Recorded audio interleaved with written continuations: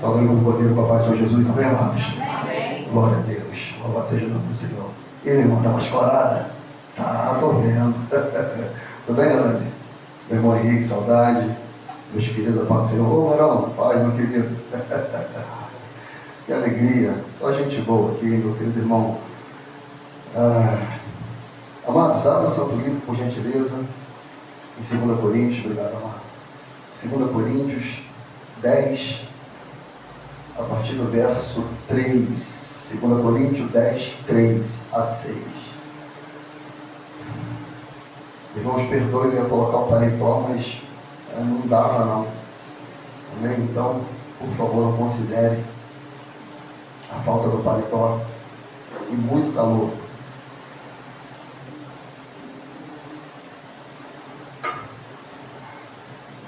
Todos abriram? Amém. Amém? Diz assim então a palavra do Eterno: porque andando na carne, não militamos segundo a carne, porque as armas da nossa milícia não são carnais, mas sim poderosas em Deus para a destruição das fortalezas, destruindo os conselhos e toda a altivez que se levanta contra o conhecimento de Deus, e levando cativo todo o entendimento à obediência de Cristo, e estando prontos para vingar toda a desobediência quando for cumprida a vossa obediência. Até aqui, a igreja pode se assentar em nome de Jesus Cristo, tenha bondade. Olha, do meio. Glória a Deus. Aleluia. Glória a Deus. Isso, os irmãos vão se acomodando. Glória a Deus. Amados irmãos, noivo do Cordeiro, eu quero expor mais uma vez nessa noite algumas verdades bíblicas, e uma da qual é uma realidade absoluta, gritante, tangente, real e verdadeira, que é a batalha espiritual. E houve muitas distorções acerca de batalha espiritual no meio evangélico, e foram ditas muitas coisas, e foram ensinadas muitas coisas da qual a Bíblia não atesta, não aprova como batalha espiritual.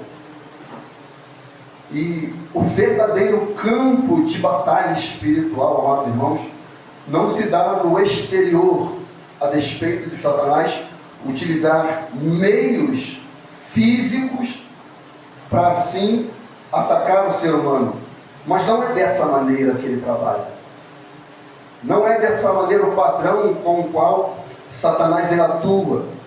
O verdadeiro campo de batalha espiritual se dá na mente, amado, na nossa mentalidade, nos nossos pensamentos.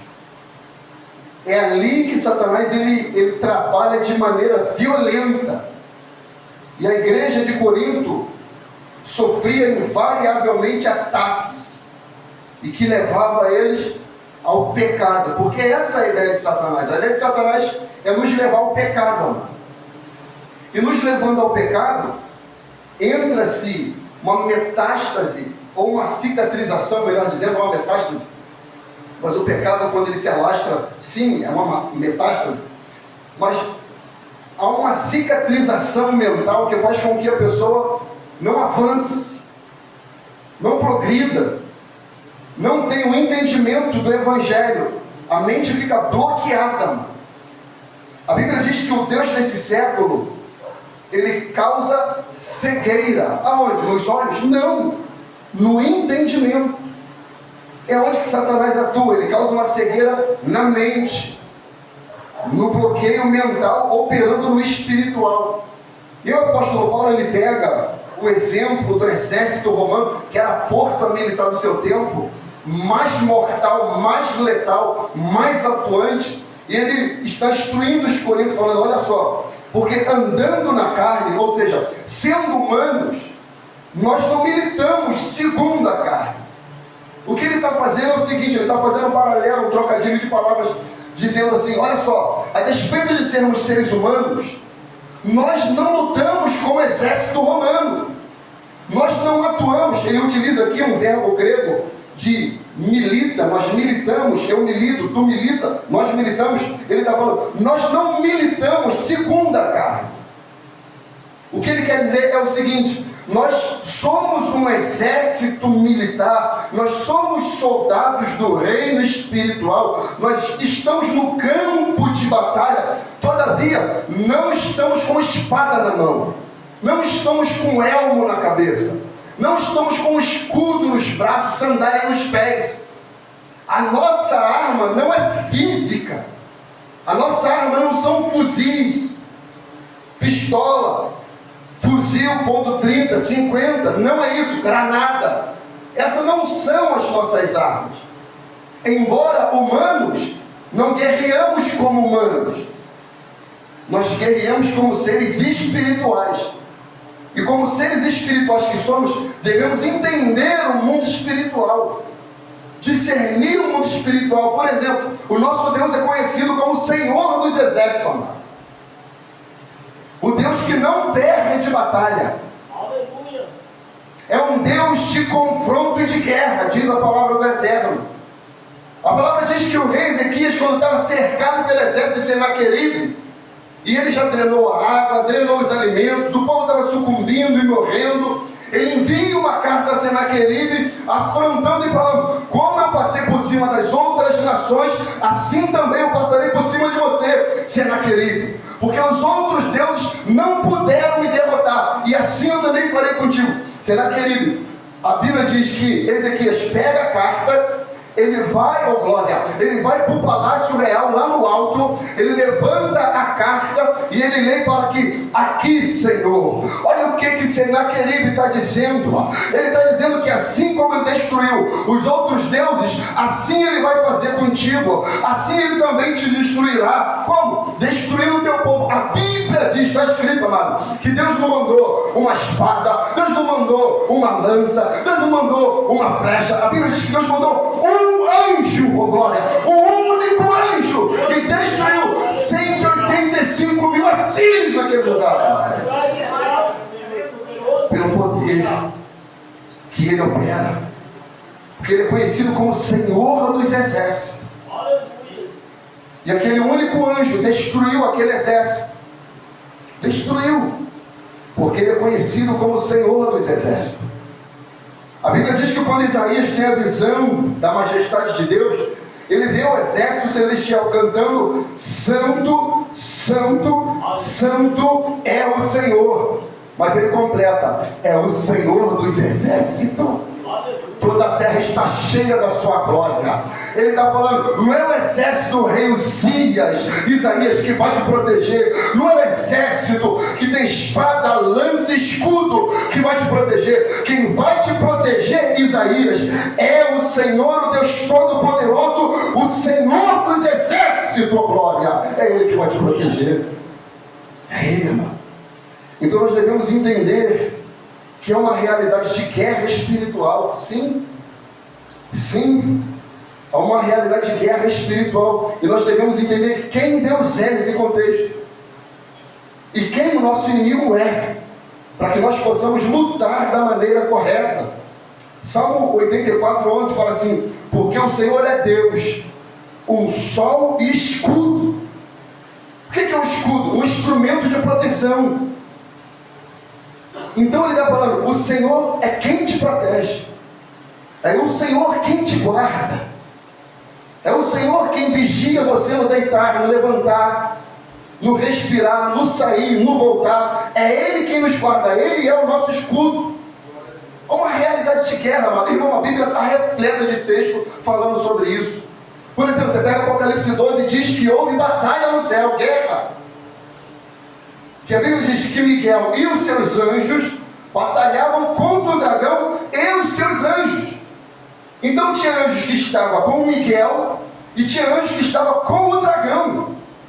E houve uma batalha no mundo espiritual, nos céus, numa região celestial que estava operando ali. Então há essa realidade.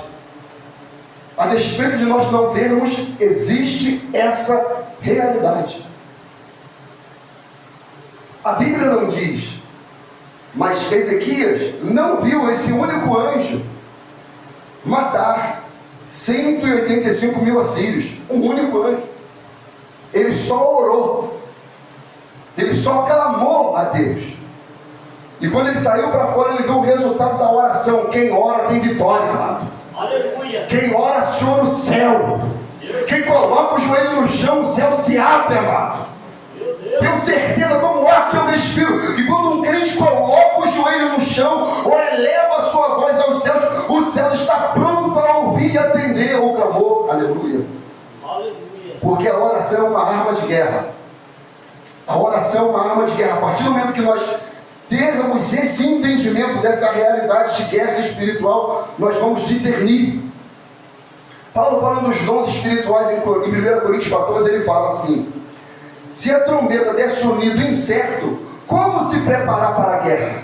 Olha o que ele está falando, olha o paralelo. Se a trombeta der o sonido incerto, não tem como se preparar para a guerra. O que ele está falando? Nós devemos ter a sensibilidade espiritual do que o céu está dizendo. Porque se nós não tivermos a sensibilidade do ouvido espiritual de discernir o que o céu está tocando, dizendo, nós não vamos se preparar para a batalha. Ele vai tocar a trombeta e a gente vai achar que é hora de tomar café, onde é hora de se preparar para a batalha. Então o céu está tocando, mas nós devemos estar preparados para ouvir o som correto, para se preparar para a batalha. Olha que texto tremendo. Paulo, ele fala para Timóteo, seu pupilo na fé, que ele recebeu uma profecia. Ele diz assim em 1 Timóteo 1,18: este mandamento te dou, meu filho Timóteo, que segundo as profecias que houve acerca de ti, milite por elas a boa milícia. O que ele está falando? Você recebeu palavra profética, você recebeu uma palavra de Deus, você recebeu uma revelação do Espírito, você recebeu algo de Deus. O que eu faço? Lute por ela. Como assim, pastor? Não estou entendendo. Você vai entender. Se Deus declarou cura sobre a sua vida, lute por essa cura. Se Deus liberou uma palavra de libertação sobre a sua vida, lute por essa libertação. Você recebeu uma palavra, Timóteo, de profecia acerca de ti, milite por ela.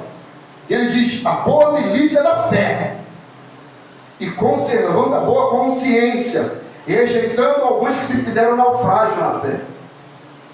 Então tenha uma boa consciência, Timóteo, e milite a boa milícia, conservando a sua fé. É onde que Satanás quer atuar. Ele quer tirar a nossa fé. A fé é o pilar, a fé é o fundamento. Sem fé, diz a Bíblia, é impossível agradar a Deus, porque sem fé não se alcança a salvação, amor. E é nessa área que Satanás quer destruir muitas pessoas, para levar à condenação. Porque pela graça sois salvos, por meio da fé. Então Satanás quer o quê? Atuar com o quê? Incredulidade, ignorância. Não é bem assim. Não, Deus não declarou. Não, comigo não funciona. Não, operou para o outro, para mim não. Não, Deus cura um, não cura a mim. Não, Deus libertou aquele lá, mas não liberta a mim. Não, Deus tratou aquele, mas comigo não funciona. Não, está bom assim. E Satanás vai operar. A Bíblia diz assim: e Jesus não operou muitos milagres aqui por causa da incredulidade daquele povo. Então, o fato de algumas pessoas não serem salvas, libertas, tratadas, curadas, libertadas, é por causa da incredulidade.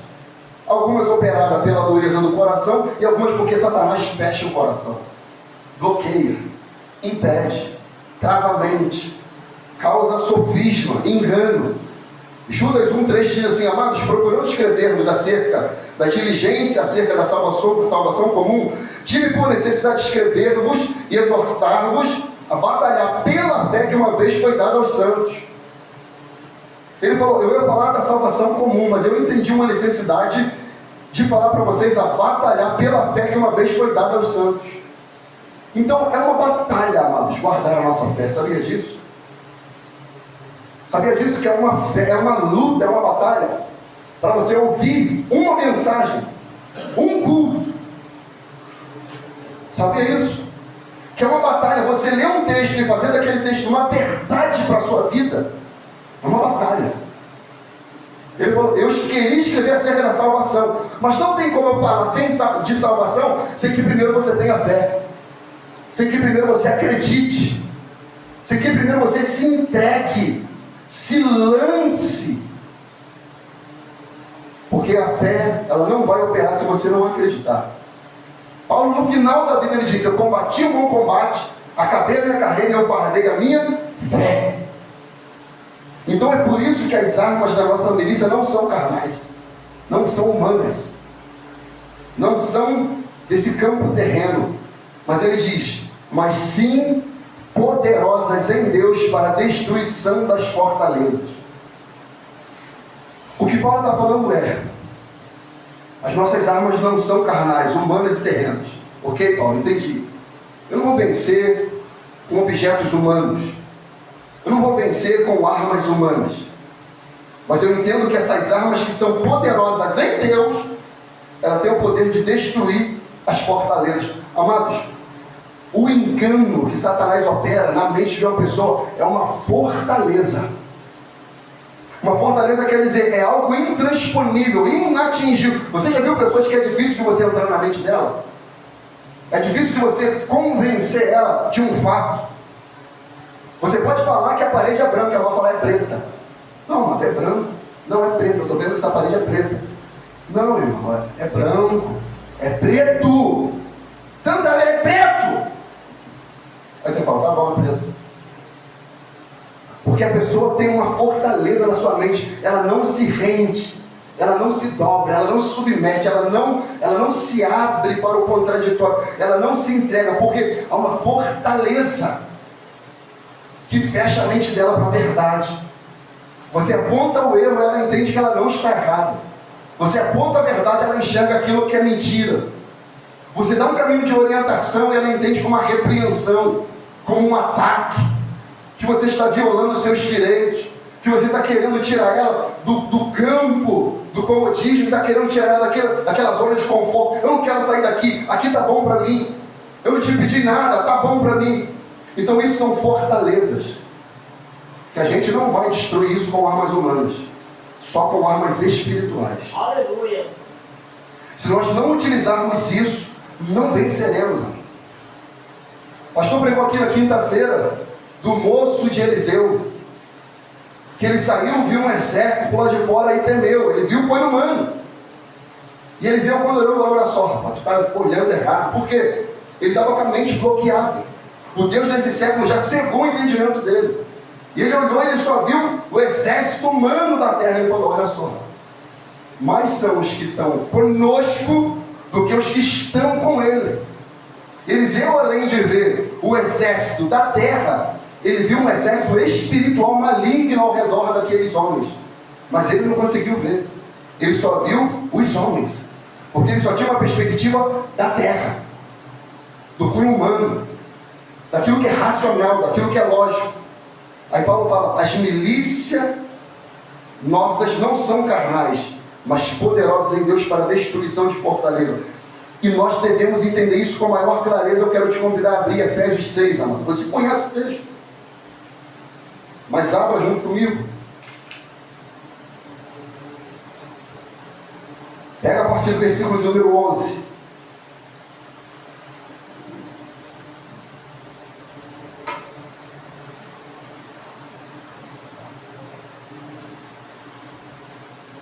O texto diz assim, revesti-vos de toda a armadura de Deus, para que possais estar firmes contra as astutas ciladas do diabo. Ou seja, nós estamos num campo de batalha, e Satanás ele tem uma estratégia, tanto que a palavra milícia, original grego é strateion. Aqui, o que é? É fazer uma expedição militar, liderar soldados para a guerra, batalha, cumprir uma missão militar, estar de serviço, ativo, pronto para a luta. E no campo de guerra tem estratégias militares, amado, para destruir o adversário. Tem mina terrestre, tem pessoas escondidas em pontos estratégicos para darem tiro de precisão, tem infantaria, tem estratégia que um ataca por aqui, o outro vem por trás. Então ele está falando que Satanás ele vai vir com cilada. O que é uma cilada? É algo que pode pegar você de surpresa. É algo que você não pode estar esperando e Satanás vai trazer sobre a sua vida. E se nós não estivermos revestidos, seremos atacados. Cilada. Astutas ciladas do diabo. Aí ele diz, 12. Porque não temos que lutar contra a carne e sangue, mas sim contra principados, contra as potestades, contra os príncipes das trevas desse século, contra as hostes espirituais da maldade nos lugares celestiais. Portanto, tomai toda a armadura de Deus para que possais resistir no dia mau. O que ele está querendo dizer é o seguinte: o dia mau não tem como evitar. Não é que se você revestir da armadura, o dia mau não vai haver. Ele vai haver. Você estando vestido com a armadura de Deus ou não, o dia mau vai acontecer. É isso que a Bíblia quer dizer. Agora, uma coisa é o dia mau vier e eu estar vestido, e uma coisa é o dia mau vier e eu não estar vestido. O dia mau veio para Jó, mas Jó estava vestido, glória. É por isso que Jó declarou: nu eu vim para essa terra, nu eu vou voltar para lá. O Senhor me deu, o Senhor tomou. Bendito seja o nome do Senhor. Ele está vestido, amado. Ele estava cheio. Mas nós devemos tomar toda a armadura de Deus para que possamos resistir no dia mau e, havendo feito tudo, ficar firme, pronto. Estás, pois, firmes, tendo cingido os vossos lombos com a verdade, protegendo, vestido a couraça da justiça, os calçados os pés da preparação do Evangelho da paz, e tomando sobretudo o escudo da fé, com o qual podereis apagar todos os dardos inflamados do maligno, e tomai também o capacete da salvação, protegendo a mente, e a espada do Espírito, que é a palavra de Deus. Versículo 18. E orando em todo o tempo, com toda oração e súplica, no Espírito, vigiando nisso com toda perseverança e súplica por todos os santos. Agora, amado, se eu estou em serviço, se eu estou em milícia, se eu estou numa batalha, você consegue imaginar um soldado ucraniano vendo vídeo no TikTok? Você consegue? Ele está na guerra contra a Rússia. Aí ele vai parar tranquilo. Vou tirar meu chapéu aqui, muito calor aqui, ou muito frio, está um inverno aqui terrível. Vou ficar tranquilo aqui, que está quentinho. Então aí ele vai e começa a passar vídeo no TikTok, no meio da guerra. Você consegue ver um soldado assim? Você consegue ver um soldado? Eu acho que eu vou jogar meu Play 4 aqui, está tão gostoso, está tão tranquilo, vou jogar um Play 4 aqui, vou jogar um FIFA. Consegue ver um soldado fazendo isso? Eu acho que eu vou ver uma série. Vou ver uma série. No meio da guerra, você consegue ver um soldado fazer isso? Você consegue ver um soldado? Eu acho que eu vou ficar aqui um pouquinho, vendo as modas no Instagram. Quem saiu, quem não saiu, quem foi pra praia, quem não foi, quem viajou, quem não foi. Nossa, fulano tá com dinheiro, sabe? Como é que saiu assim? Estava semana passada na vacaria, agora está na churrascaria. Meu Deus! Você consegue ver? Um soldado de serviço, ele está atento, porque ele sabe que o perigo é iminente. Então ele está vigilante, atento. Ele está no campo de batalha, né? Ele sabe que a qualquer momento ele pode ser alvejado. Então ele está treinado, capacitado e paramentado, vestido, com a couraça, com o escudo, com a espada. Ele está protegendo o seu peito, ele está protegendo toda a sua vida. Depois que eu vestir tudo isso, eu tenho que ficar firme. Se eu não vestir tudo, eu não estou pronto, eu não estou preparado. O que Deus está falando é o seguinte: não adianta vestir a sandália e não ficar com o capacete.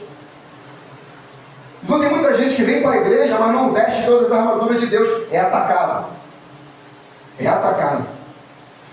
E a área que Satanás quer atingir é a mente, mano. Porque se ele atingir a mente, ele bloqueia tudo. E é isso que Paulo está querendo dizer. Olha só a partir dele. Volte lá comigo em 2 Coríntios 10. Mas sim, poderosas em Deus para a destruição das fortalezas. E o que são essas fortalezas aqui? A palavra grega aqui é sofisma. Pensamento lógico, racional, engano. Parece que é, mas não é. Na NVI fala assim, ó: destruindo os conselhos e toda a altivez que se levanta contra o conhecimento de Cristo. Na King James diz assim: destruindo vãs filosofias e a arrogância que tentam levar as pessoas para longe do conhecimento de Deus. Então são argumentos, pensamentos, razão lógica e engano que Satanás levanta, arquiteta na mente das pessoas para levá-las para longe de Cristo. E ele se transfigura desse sofisma como verdade, mas é mentira. Mas é mentira. E qual é o instrumento da verdade teológica? A Bíblia. Mas se a minha mente não estiver protegida, eu sou atingido. Eu vou acreditar em ET. Também que acredita em ET? Tem OVNI, pastor, vi. Tem vídeo? Tem área 51 lá, que você, pastor, tem coisa estranha lá. Tem vida em outro planeta? Tem, pastor, tem. Então, são vãs filosofias, amados. Uma altivez, uma arrogância, é um pensamento lógico, uma razão, 2 mais 2 é 4, e leva as pessoas ao engano e para longe de Cristo. Irmão, Satanás é especialista em enganar, mas especialista mesmo. Quando a Bíblia diz aqui, amado, que não é maravilha que o próprio Satanás se transfigure em anjo de luz, irmãos, isso aqui, ele vai vir para mim, para você, mas como se fosse o próprio Cristo, e é isso que ele vai fazer perto do fim dos tempos. O anticristo vai querer parecer ser Cristo. Sinais, prodígios, a Bíblia diz, engano de mentira. Vai parecer verdade, sinais. Vai parecer real, mas vai ser mentira. Então ele tem a capacidade de enganar, ludibriar a mente, causar confusão mental, tirar-nos da sobriedade, da razão cristã, dos fundamentos canônicos. É isso que ele quer fazer, trabalhando na nossa mente. 1 Pedro 5,8 fala: sede sóbrio, vigiai, porque o diabo, vosso adversário, anda em derredor, bramando como leão, buscando qual possa tragar. E o que ele vai tragar? Aquele que está desapercebido na guerra. É o soldado que está lá no TikTok.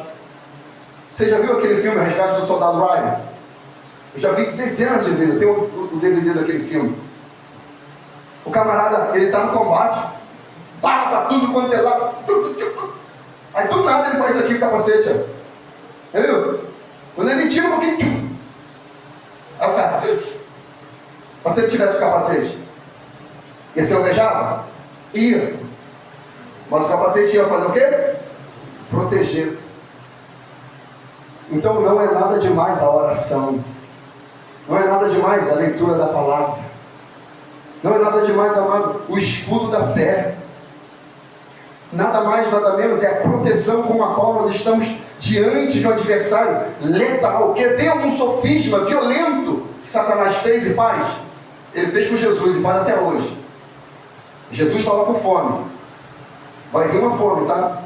Global, mundial e letal. Onde um prato de farinha vai custar o nosso salário. Se prepara, tá? Vai acontecer. O que está escrito. E a gente já está vendo isso. O café está estranho, tá? O chá de macaco, o chazinho de macaco agora. Hein, Leandro? Ontem na vigília não tinha café. Não tinha café na vigília. Teve bolo, teve rosquinha, mas não tinha café. Eu falei, gente, afetou a igreja.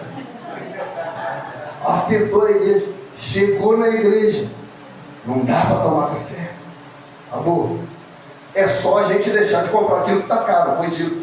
Mas isso é outra história. Mas vamos voltar para cá. Vai vir essa fome global. Vai vir essa fome global. E o Apocalipse diz que de fato o nosso salário, o nosso denário, vai custar simplesmente um prato de farinha, ou seja, uma quentinha.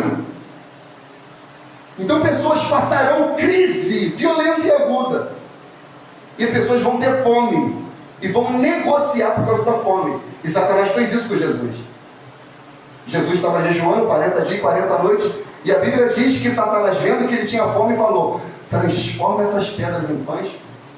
Olha o pensamento lógico. Você está com fome. Eu vou mudar aqui para você entender. Você vai deixar seus filhos morrer? Por que você não rouba esse mercado aí? Por que você não faz um assalto? Você trabalha, você não está tendo dinheiro para nada. Maluco, todo mundo rouba. Você vai deixar? Não é, Jesus. É simplesmente, é só você mandar, elas vão obedecer. Que essas pedras se transformem em pão. Aí Jesus está sendo atacado na mente. Aí Jesus vai atacar com a espada do Espírito, que é o que? A palavra. Aí ele fala: mas nem só de pão viverá o homem, ó glória, mas de toda palavra que sai da boca de Deus viverá o homem. Aleluia. Jesus estava preparado, mano. Mas Satanás ele veio provar na comida e na bebida. Mateus 6 fala sobre isso. Por que andais ociosos? Pelo que é vez de comer, pelo que é vez de beber, ou pelo que é vez de vestir. As pessoas vão entrar em crise, mano. Pelo que come, pelo que bebe, pelo que veste. Eu não consigo comprar roupa nova. Meu Deus, eu trabalho, eu sou, meu Deus, essa roupa velha. Ele tem crise. Aí Jesus fala: por que vocês andam ansiosos? Pelo que é vez de comer, pelo que é vez de beber, pelo que é vez de vestir. Olha o lírio, olha os pássaros.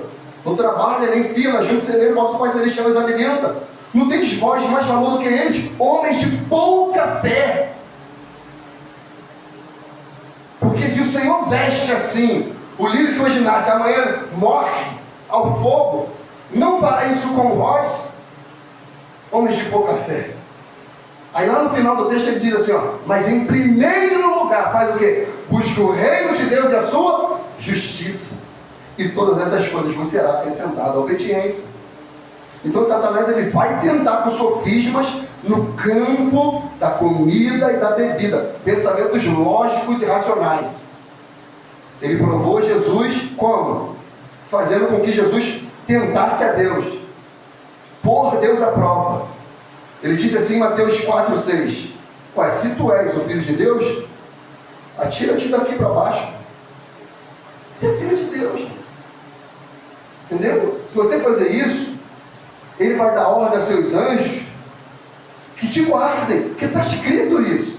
Como Jesus utilizou a palavra, ele falou: vou utilizar um sofisma aqui com a própria palavra. Eu vou pegar um trecho da palavra, um versículo da palavra.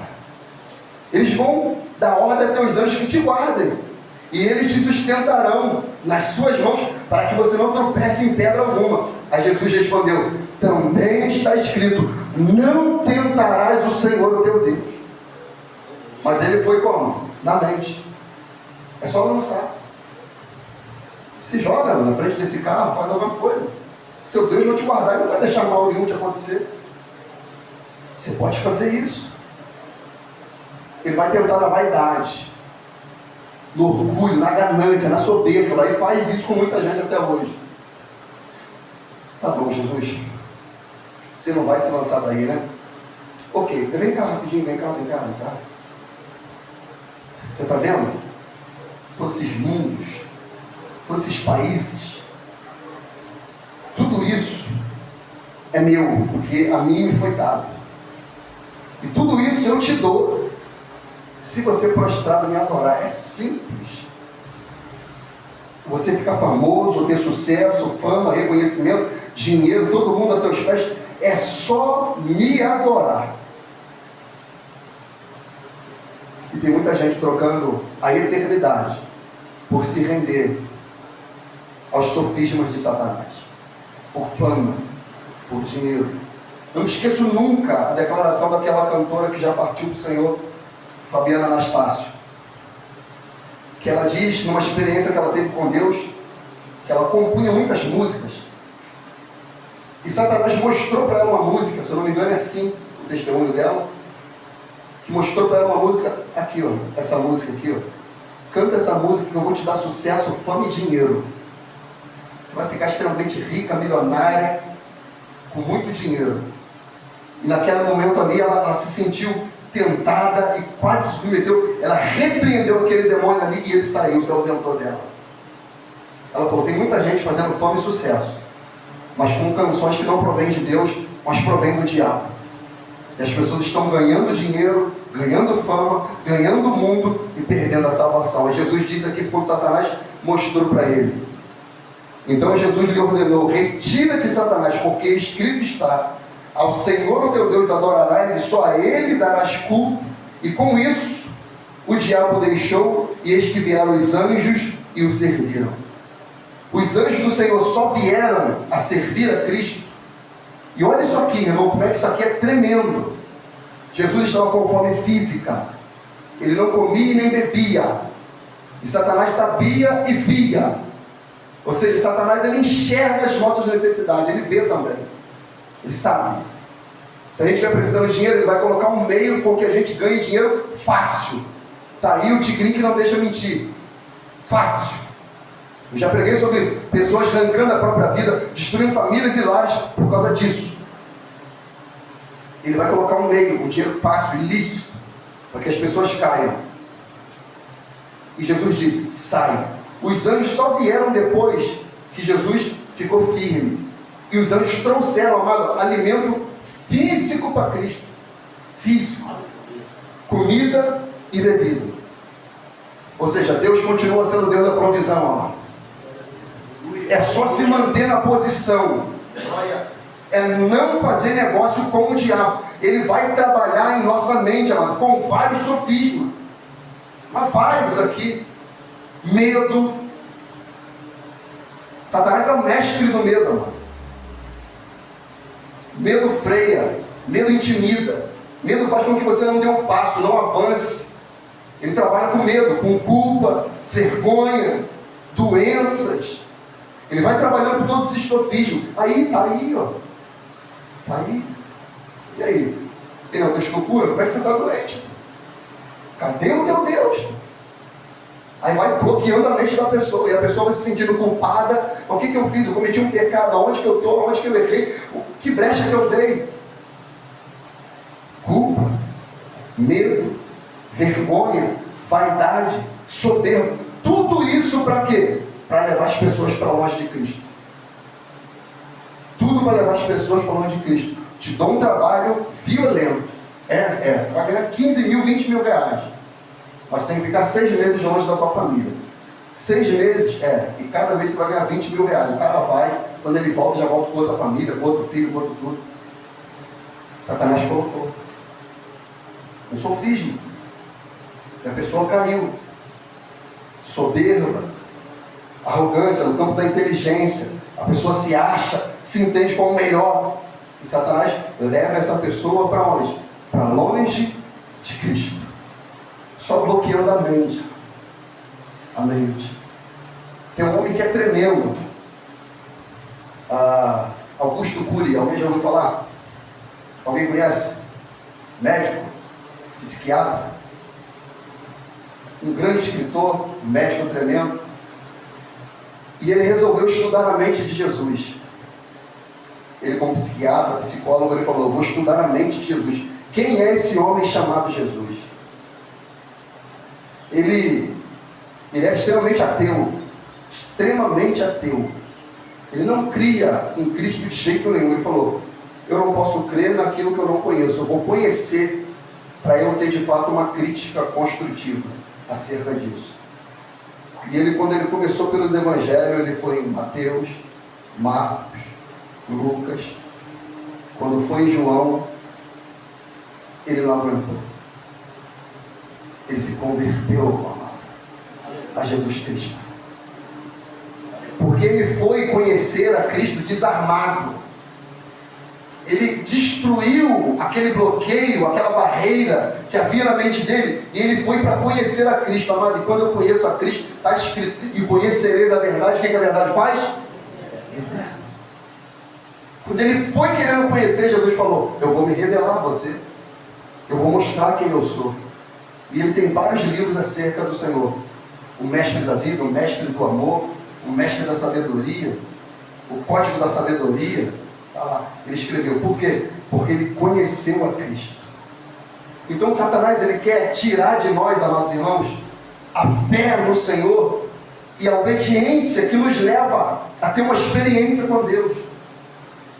Mas se nós não entendermos que a nossa mente é o nosso campo de batalha, nós possivelmente seremos vencidos. Nós não devemos ser como aquele soldado que estava no filme do Soldado Ryan. Está na guerra, mas quer tirar o capacete. Está na guerra, mas quer ficar sem a espada. Está na guerra, mas quer ficar sem couraça. Está num campo minado, mas quer estar sem sandália. Não tem como, mano. Vai ser facilmente alvejado. E Paulo ele diz aqui a chave para terminar.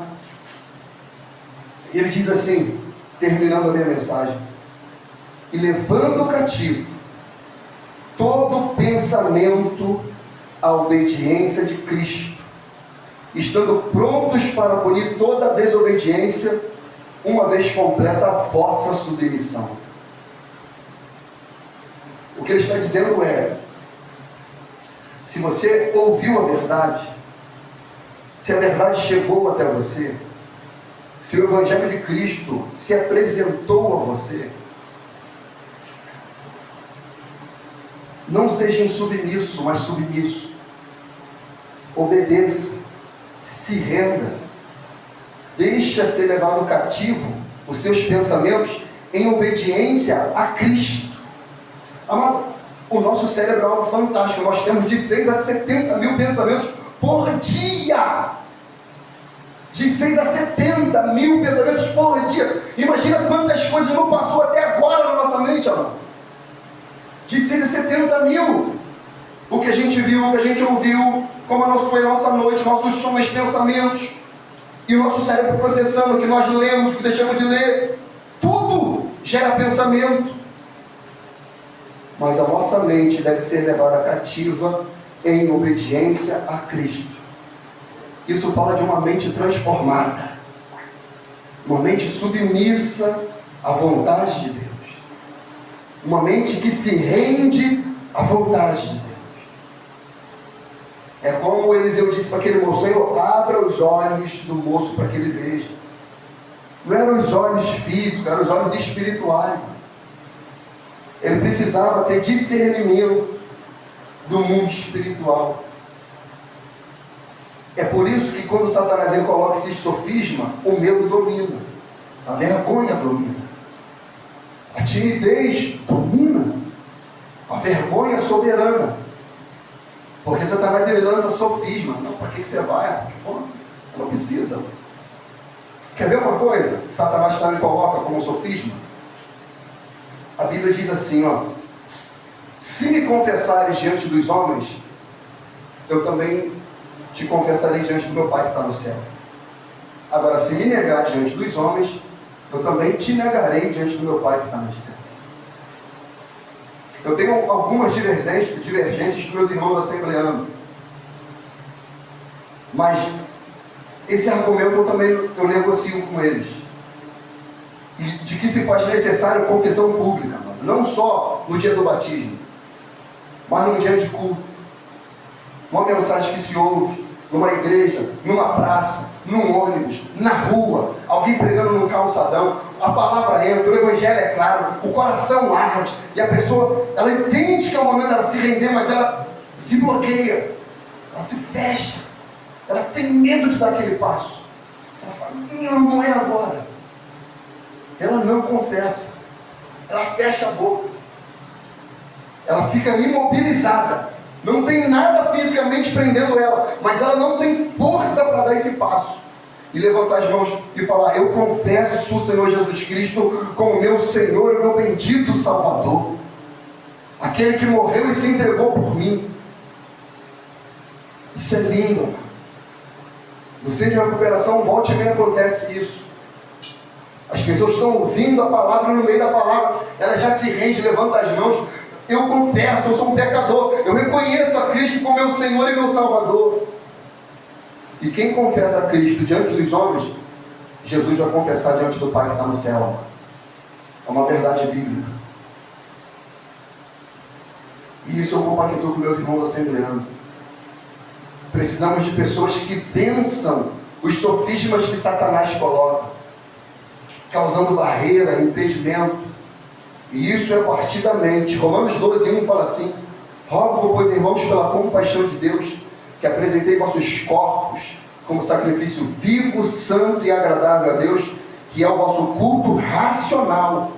E não vos conformeis com este século, este mundo, mas transformai-vos pela renovação do vosso entendimento, para que experimenteis qual seja a boa, agradável e perfeita vontade de Deus. Quando eu tenho a minha mente transformada, mudada, aí eu experimento a boa, perfeita e agradável vontade de Deus.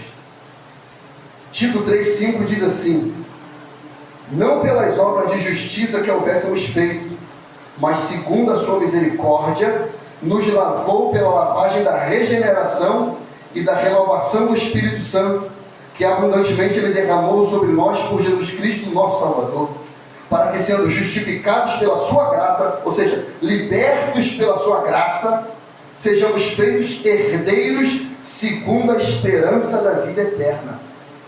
O que ele quer dizer em miúdos? Não é pelas nossas obras que nós somos salvos, se eu sou bom ou se eu sou mau, é se eu me arrependo ou não. Essa é a diferença. Porque ninguém vai ser condenado por causa do pecado, vai ser condenado aquele que não se arrepende. Porque pecador todo mundo é. A diferença é o pecador que se arrepende e muda sua mente, seu comportamento, e o pecador que não se arrepende. Essa é a diferença. E o pecador que se arrepende, ele leva o seu pensamento total em obediência a Cristo. Total. Porque ele entende que Jesus é o seu Senhor.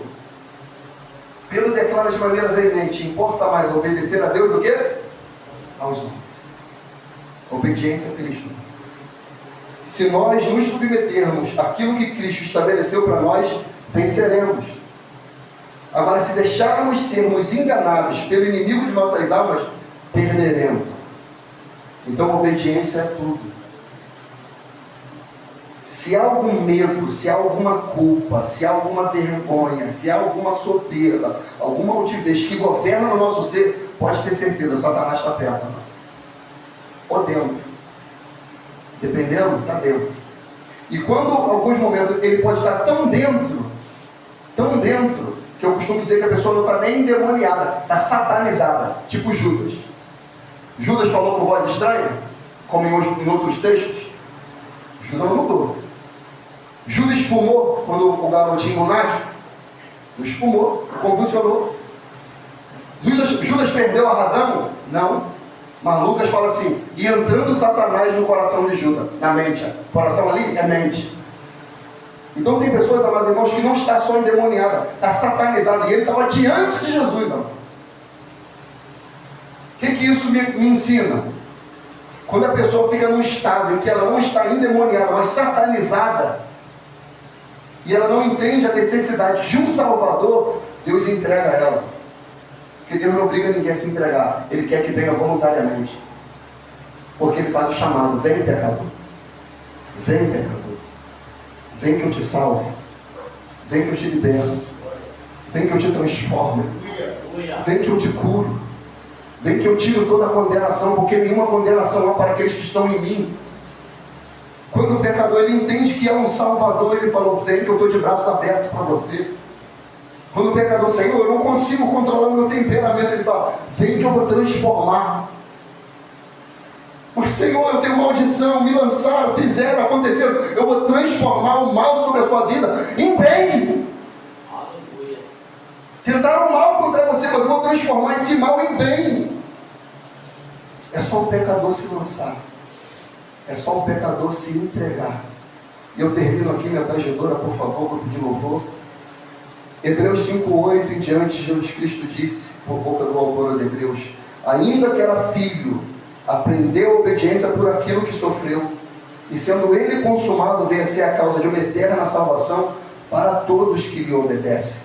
1 Pedro 1,14 fala: como filhos obedientes, não vos conformando com as concupiscências que antes havia na vossa ignorância, mas começando aquele que vos chamou, sede vós também santo em toda a vossa maneira de viver. 1 João 5,3 diz: Porque este é o amor de Deus, que guardemos seus mandamentos, e os seus mandamentos não são pesados, são leves.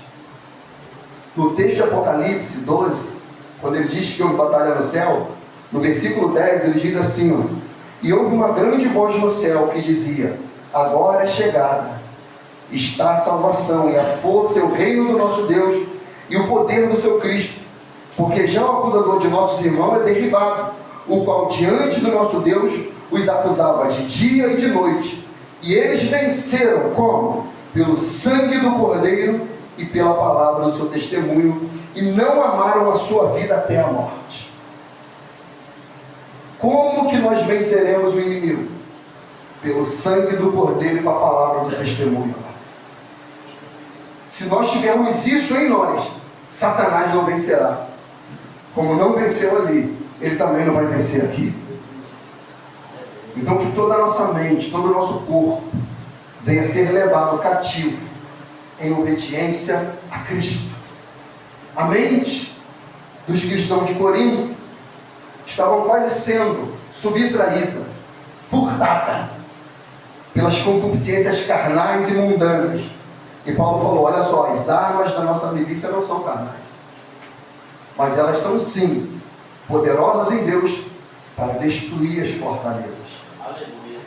Como, Paulo? Levando cativo todo o nosso pensamento em obediência a Cristo. A Cristo. E Cristo tira o medo, tira a culpa, tira a vergonha, tira, meus irmãos, a arrogância, a soberba, ele tira a vaidade, ele vai tirando tudo. E o pecador chega diante do Salvador rendido, entregue. Assim, Senhor, eis-me aqui. Olha as pessoas como é que elas se aproximavam de Jesus, amado. A Bíblia diz que Jesus desce do monte e vê um leproso. E a Bíblia diz que ele se prostra aos pés do Senhor. Se o Senhor me quiser, tu pode me tornar limpo. Tu me limpa. Como quem diz, se o Senhor me quiser, tu me tira esse vício. Se o Senhor me quiser, tu tira esse vício maligno do cigarro, da bebida, Senhor. Tu tem a condição de me limpar. Eu estou aqui entregue, confessando. Ah, Deus, tu és poderoso. Ele pegou uma mulher pega em pleno ato de adultério. E ela já esperando as pedras, ele falou, quem não tem pecado, que atire a primeira pedra. E ela falou, meu Deus, alguém vai. Tinha alguém ali que não tinha pecado, que poderia atacar a pedra. Era Cristo. Mas ele não fez. Porque ele não veio para condenar, ele veio para salvar o mundo. Aleluia. Glória a Deus.